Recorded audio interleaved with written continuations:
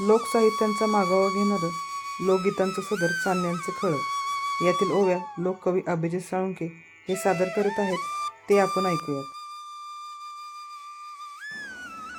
काळ भरपूर पुढे बदलत चाललाय, संकलित होत चाललाय, बदलत चाललाय, पण मानवी भावभावना आहे त्या हरवत चाललाय. जात ओव्या काळातीत होत चाललाय. त्या साहित्य लोकमान्य आपल्या मानवी भावभावना चित्रित करणार, त्यातमध्ये व्यक्त होणार, जगण्याचं सखोल तत्वज्ञान सांगणार ओवी हा प्रांत, स्त्री गीत आता हळूहळू कालबाजी व्हायला लागले. तर शांत डोक्यानं विचार केला तर त्यातली एक एक ओवी जगण्याचा अर्थ सांगणारी, जगण्याचा जास्त व्यवस्थपणे बघायला लावणारी आणि अगदी ग्रंथांचं तत्वज्ञान आपल्या दोन ओळीत समेत करणारी अशा कितीतरी ओव्या आहेत. त्या ओव्यांचा थोडासा मागोवा घेणार आहे. बारा बैलाचं दावण माग म्हशीला डांबरवा, पित्या माझ्या गदवलत्याची गवळ्याची हवा. असे पहाटेचे सूर 50-60 वर्षामागं घराघरातून ऐकायला यायचे. माय भगिनीला सासूबस असायचा, व्यक्त व्हायची मुभा नसायची. व्यक्त व्हायची एकमेव जागा म्हणजे जात्याची पाळी.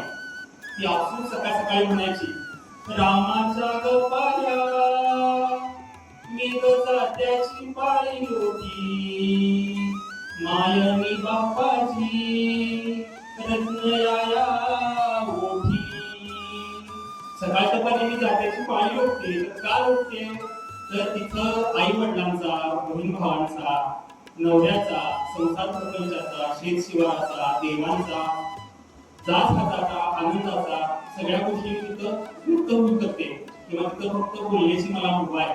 त्याच्यामुळे तिच्या आपसूक त्या ओव्या स्फुरायच्या. नंतर घर, अंधारी खोली, जातीची घरघर, शिबडं भरून धान्य घेतलेलं आणि अगदी म्हणतात की नाही, पहिलं कष्टाचं काम करायचं तर सकाळ सकाळी ताजतवान असताना ते काम आपसूक होतं. त्यासाठी शारीरिक त्रास किंवा शारीरिक श्रम जास्त पडत नाही आणि मग हळूहळू ओव्या सुरू व्हायच्या.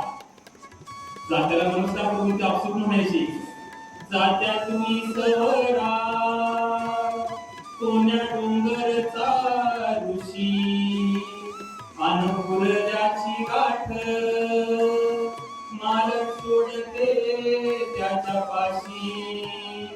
म्हणजे कुठेही बोलू न शकणार ते मी तुझ्यापाशी बोलते. मनातली सर, मनातले आनंद मी तुझ्यापाशी व्यक्त होते.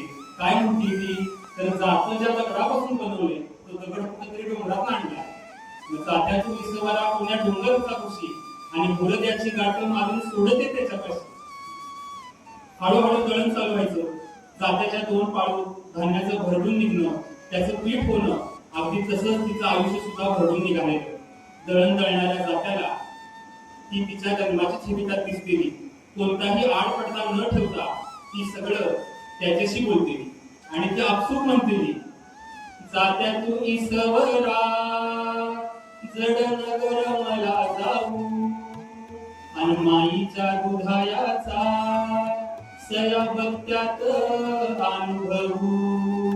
जात्याला काय म्हणते, मला जड जाऊ नकोस, कारण आजूबाजूला ह्या काय जावा नंदा सासवा बसल्या, ते माझ्यावर आईनं काय संस्कार केले, मला आईनं काय शिकवले ते तिच्या दुधाचा अनुभव बघतायत ज्या दळणातून. तर ती जात्याला म्हणते की मला जड जाऊ नकोस, कारण ह्या सगळ्या पूर्वीच्या बायका माझ्या आईचे संस्कार, माझ्या तिनं केलेलं बाळकूळ, दिलेलं बाळकूळ या सगळ्यांचा त्या अनुभव घेत आहेत, परीक्षा करतायत. तर ती आपसूक परत म्हणते, भीमरथी ग जात जस हारान पळत, बया माझ्या मालनीच दूध मनगटी खेळत, दूध का दूध पेले, दूध पेले मी रंगोरंग, बया माझ्या मालनीच्या केला मांडीचा चवरंग, दूध का दूध पेले 18 धारा याव सुईनी, बया माझ्या त्या मालनीच्या तिच्या मांडीवर बसुईनी. आईचा संस्कार झाले, आजूबाजूच्या जावाबाबा तुला म्हणायच्या एवढं मोठं जात आहे, तू कशी ओळखतेस? दळान दळईते नखा बोटाच्या आगरी, बया माझीच पेले दूध जशा मधाच्या घागरी. दळणामागं दळण, घासामागं घास, टाकायला वैरण चालू व्हायची आणि भरडून भोगीनं पीठ पडायचं. आई झाली की वडील, वडील झाले का भाऊ, झाली की मागे पाठोपाठी गोळ्या सुचायच्या तिला. आणि ते अचूक श्रम, गीत आणि भावनावर सगळं ते मेळ साधून यायचा. जात्याची घरघर, हातातल्या बांगड्या आणि रग आलेली सगळी अंगाला, ते काम चालू असायचं पहाटेच्या बारात. आपसूक ती म्हणायची की माझा अंगपिंड कसा झालाय, कसा घडलाय. आता विज्ञान भरपूर पुढे गेले, शोध लागले, टेस्ट व्हायला लागल्या, चिकित्सा व्हायला लागल्या, कशातून काय होते, कशातून काय कमी पडते. पण ती 60-70 वर्षामागच्या काळात सुद्धा ती आपसूक म्हणायची, माझ्या अंगाचा अंगपिंड पित्या माझ्यानं पैदा केला, वयावपन झाला दिस, बया माझीला जड गेला. एवढा अंगाचा अंगपिंड पित्या माझ्याच्या कयासाचा, बयाच्या सायासाचा, शिरी झुंबडा केसायाचा. आता उभीचा अर्थ काय? तर पित्यापासून शरीर माझं तयार झालंय, अंगाचा अंगपिंड तयार झालाय, पण आईच्या देखरेखीचा, आईच्या सायासाचा, केसांचा जो स्त्रीचा अनमोल दागिना आहे, केस संभार, तो कुणाचा आहे? तर आईच्या सायासामुळे केसांचा संभार माझा आहे. आपसूक म्हणून करते, अंगाचा अंगपिंड पिता माझ्याच्या कयासाचा आणि बयाच्या सायासाचा श्री झुंबडा केस आहे. पुढं ओगावगानं बापाचं मोठं पण सांगायला किंवा माहेराचं कर्तृत्व सांगायला ती आपसूक म्हणत जाते.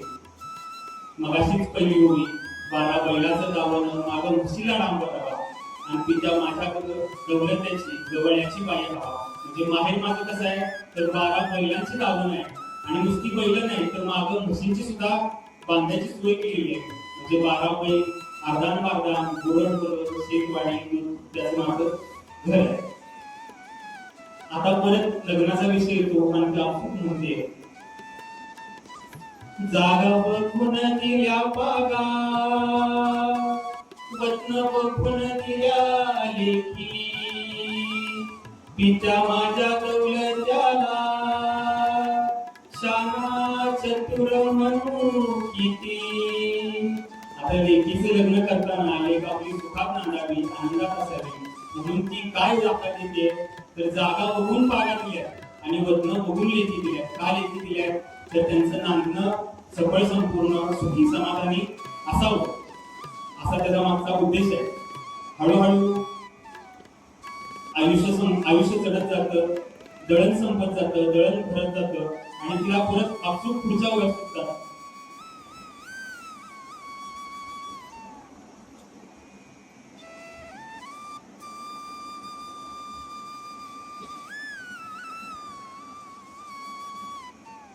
जात्याला विनवणी करून सुरू झालेलं दळण पुढे लेकराबाळांच्या सुखासमृद्धीचं दान मागं, कडवी गुंफ, संसाराच्या जपातापाची, हार जितीची, भांडणा तळणाची, प्रत्यावनाची, झरत्या नभाची, भरताराच्या कीर्तीची, शेतमाडीवरल्या शिंगाराची गडगुंफ, माहेरच्या आई बापाच्या, बहीण भावंडांच्या आठवणी उजाळणाऱ्या उदया आपसूक येतात.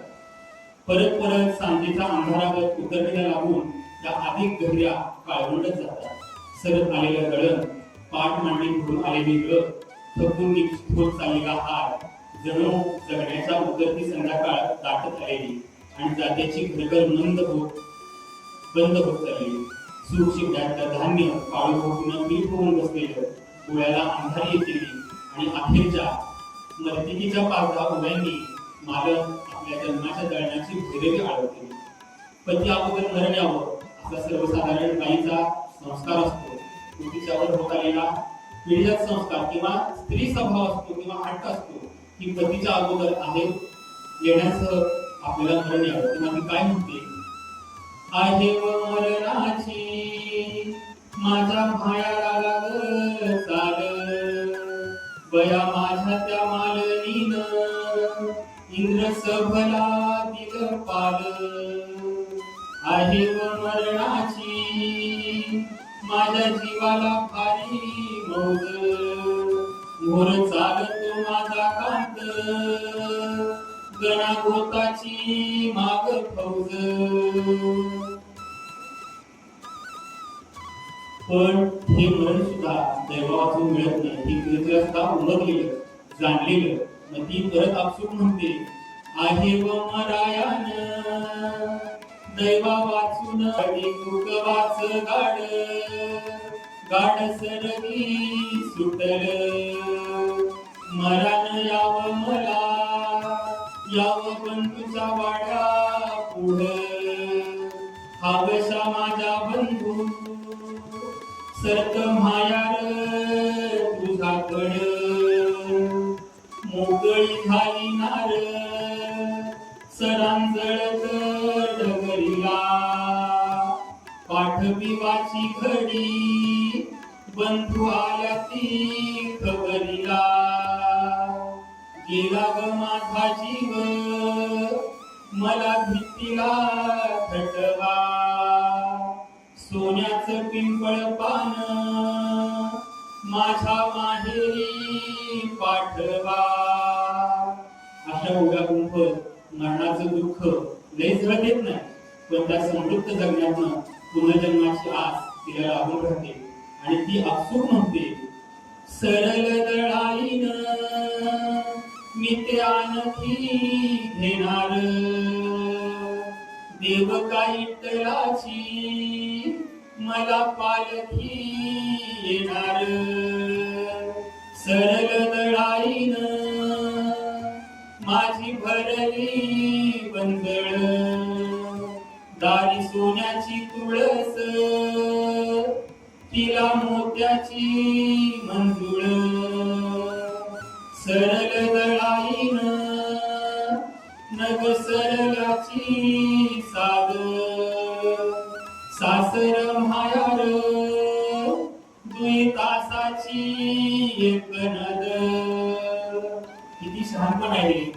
दळण दळण जरी सरलं तरी बिचारे सरलं संपलं म्हणू नये कारण सासर माहेर जन्म मृत्यू ही एकाच नदीची 2 तास आहे जी समांतर एकमेकाला धरून चालत आहे. हे त्यातून ती सांगते.